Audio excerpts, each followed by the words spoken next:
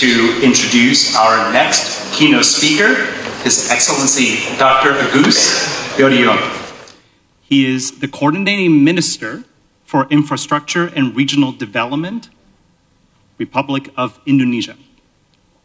We were delighted to be hosted by Minister Yudhoyono last week in Yogyakarta at the Yudhoyono Institute.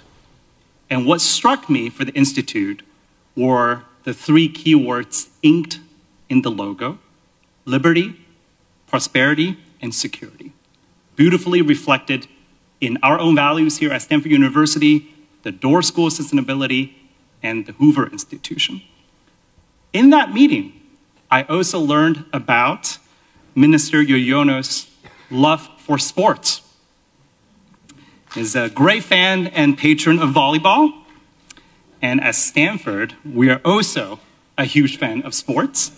If I can just maybe boast for one moment, our students and athletes, in the last Olympic, Summer Olympic, we received 39 medals.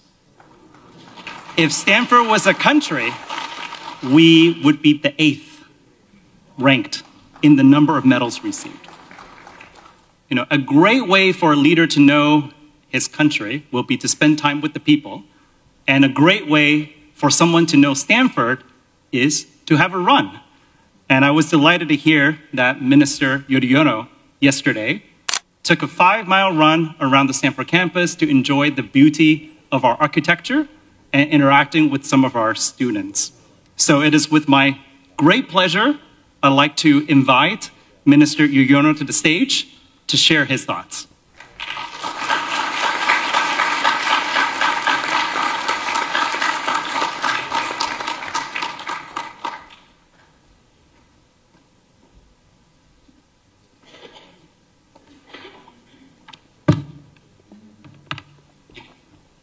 Assalamualaikum warahmatullahi wabarakatuh. May peace be upon us all. His Excellency Dr. Susilo Bambang Yudhoyono, the 6th President of the Republic of Indonesia. I'm proud to share the same last name with him. And suffice to say that I have known him quite well my whole life. And in his keynote speech this morning, President Yudhoyono outlined Southeast Asia's critical role in global sustainability, calling for regional leadership, US-ASEAN collaboration, and education-driven innovation to address interconnected crises in food, water, energy, and climate. And thank you, William, for your kind introduction. And unfortunately, by the time I got here, the Golden State Warriors had been eliminated from the NBA playoffs. But I make sure that we didn't bring any bad luck to California. Well, I would like to appreciate Honorable Dr. Condoleezza Rice, the director of the Hoover Institution and former US Secretary of State. Thank you for hosting today's luncheon. It has been a privilege to engage in a candid and constructive exchange of views. And also Honorable Dr. Arun Majumdar, the Dean of the Stanford Doerr School of Sustainability. And I would like to personally thank Dean Arun for making the trip to Yogyakarta last week. And of course, Honorable Gita Wirjawan, visiting scholar, Precourt Institute for Energy, former Minister of State, Republic of Indonesia. He has been a personal friend and a mentor to me. And of course, he is a great ambassador, a great storyteller of Southeast Asia. Thank you for organizing this event with the Hoover Institution. And with Dr. Arun and also William. And Vice Chairman of the People's Consultative Assembly of the Republic of Indonesia, my brother, Dr. Edi Baskoro Yudhoyono. So here's another Yudhoyono in the house. Well, in fact, we have the whole family here. My wife, Anissa, Larasati Puan Yudhoyono. My sister-in-law, Alia Baskoro Yudhoyono.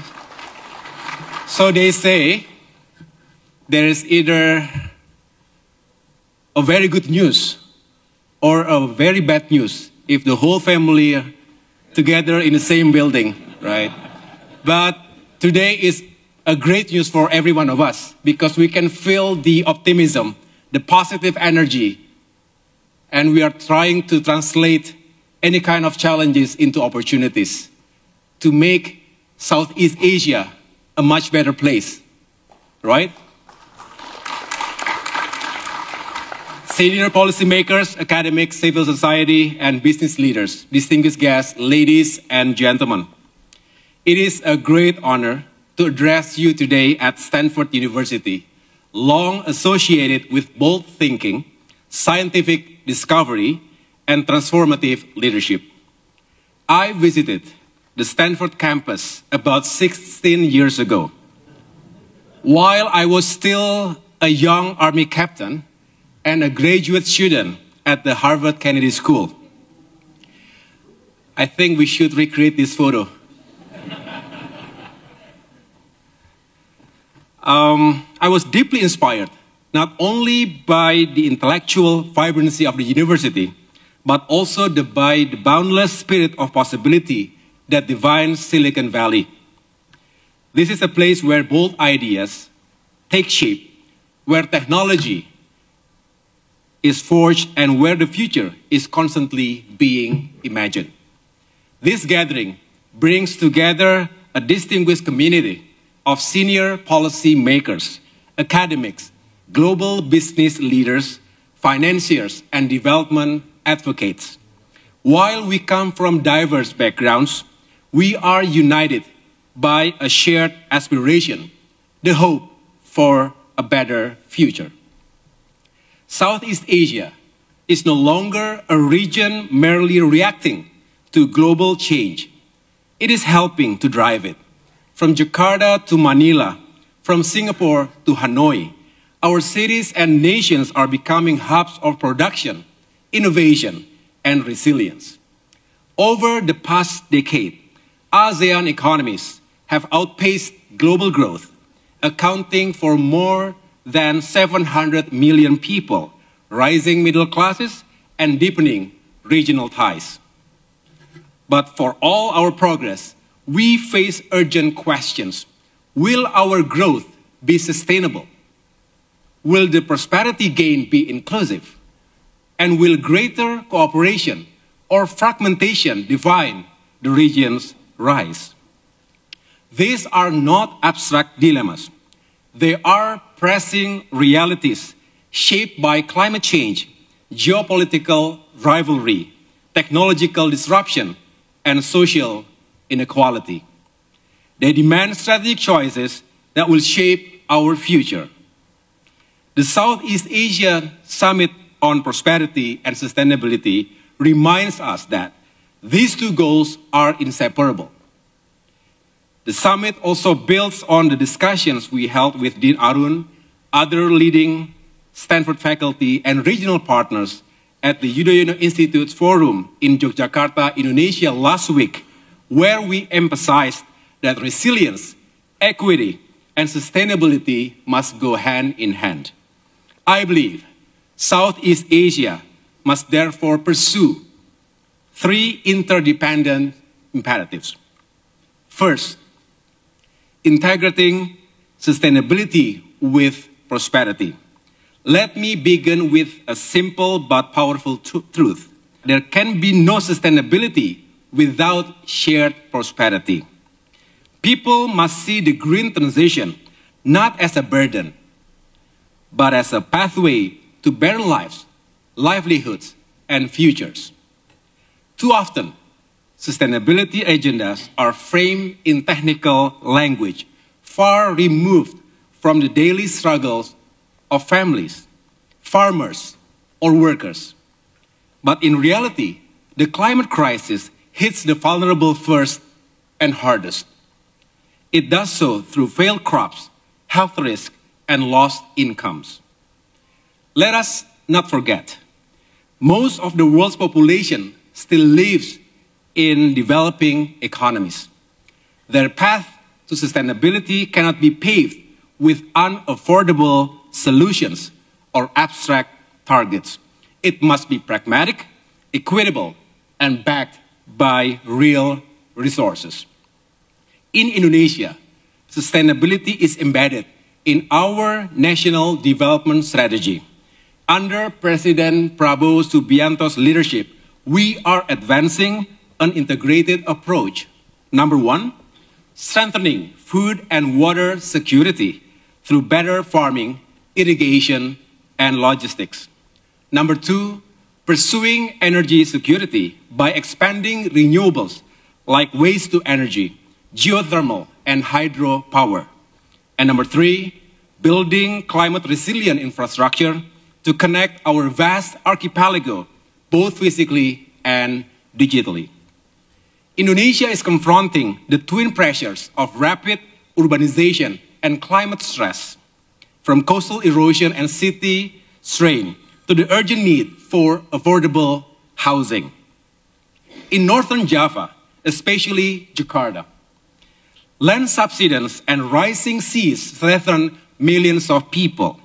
In response, we are advancing multi-phase initiatives to safeguard coastal populations and economic centers in line with our commitment for climate adaptation. Waste is another mounting challenge. Indonesia generates over 64 million tons annually. We are now scaling up waste-to-energy solutions to reduce landfill pressure, diversify energy, and advance a circular economy. With over half our population in cities and rising to 70% by 2045, urban growth must be sustainable. This requires climate-resilient and inclusive communities. Overcoming financing and policy barriers is essential to making housing a driver of equity and green growth. Distinguished guests, ladies and gentlemen, the second imperative is linking global innovation with local action. We live in an era of rapid technological acceleration, artificial intelligence, renewable energy storage, climate modeling, fintech, and biotech offer enormous potential, but only if they reach those who need them most. The challenge lies not only in rapid innovation, it demands deployment with equity. To succeed, we must narrow the gap between global solutions and local needs. It means designing technologies with and for communities, not just importing them. And it also means empowering micro, small, and medium enterprises and rural entrepreneurs who form the backbone of our local economies. Financial institutions also have a critical role. We must shift capital toward long-term inclusive investments. The rise of sustainable finance is encouraging, but we must go further. We must scale blended finance models, mitigate the risk of climate projects, and improve regulatory environments. Most of all, we need trust with ethical AI, transparent data, and global frameworks that protect people while enabling innovation. Technology and innovation should empower people, not displace or marginalize them. The third imperative is improving regional cooperation. In our interconnected world, no country can confront systemic risk such as climate crisis, supply chain disruptions, food insecurity, and digital threats alone. These challenges demand collective and coordinated responses. For Southeast Asia, this effort must begin with a stronger, more effective ASEAN. The time has come to move beyond a consensus-building forum and toward a problem-solving platform. It means strengthening institutional capacity, deepening public-private collaboration, and fast-tracking cross-border initiatives. From integrated transport corridors and regional power grids to digital frameworks and carbon markets.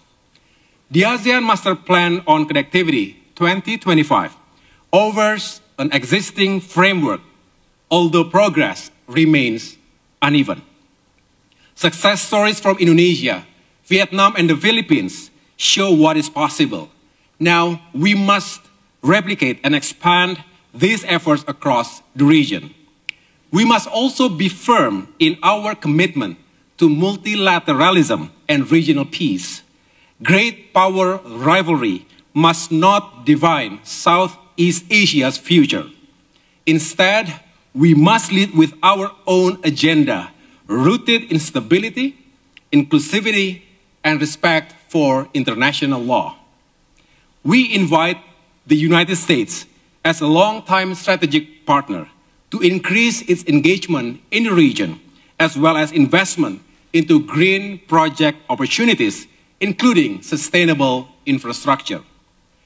As the world's fourth largest democracy and a natural bridge between Asia, Africa, and the Pacific, Indonesia is ready to help shape a development agenda that is not only sustainable, but also just. Prosperity must be inclusive, and sustainability must reflect the realities of Southeast Asia, where resilience is built not in boardrooms alone, but in farms, villages, coastlines, and informal economies. Distinguished guests, ladies and gentlemen, I would like to take a moment to acknowledge Stanford University's immense potential in shaping this future. Stanford can play its role as a global engine of knowledge and collaboration. This institution is uniquely positioned to act as a bridge. It connects research and policy making, innovation and social impact, and regions and generations. Whether it is in clean energy, public health, sustainable finance, or ethical AI, Stanford's thought leadership can accelerate the solutions we need, and it can do so by partnering with institutions and communities across Southeast Asia. This summit is more than a dialogue. It is a clear signal of intent that the world's most dynamic region and one of its forward-thinking universities stand united, ready to think, work, and lead together. Leadership requires more than strength.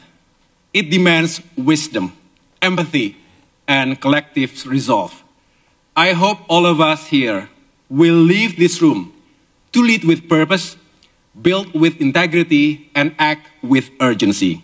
The three imperatives we embrace: integrating sustainability with prosperity, linking global innovation with local action, and strengthening regional cooperation with ASEAN at the core are our path forward.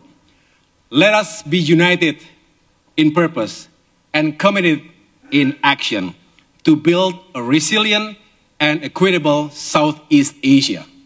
Thank you. Assalamualaikum warahmatullahi wabarakatuh.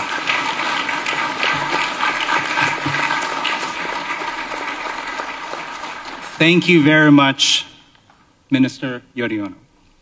It is my great pleasure to present you with a small token of appreciation. This is the book Speed and Scale, co-authored by John Doerr, the namesake of the Doerr School of Sustainability. Unfortunately, he's not able to be here today. You mentioned what is required of leadership. leadership also requires presence. We're deeply grateful for you, the President, to be present at Stanford University today. I hope you also recognize the importance of Southeast Asia in Stanford, in our presence at your institute last week. I think these are the necessary ingredients to move with speed and to reach scale. So I'm super delighted to present to you with this book.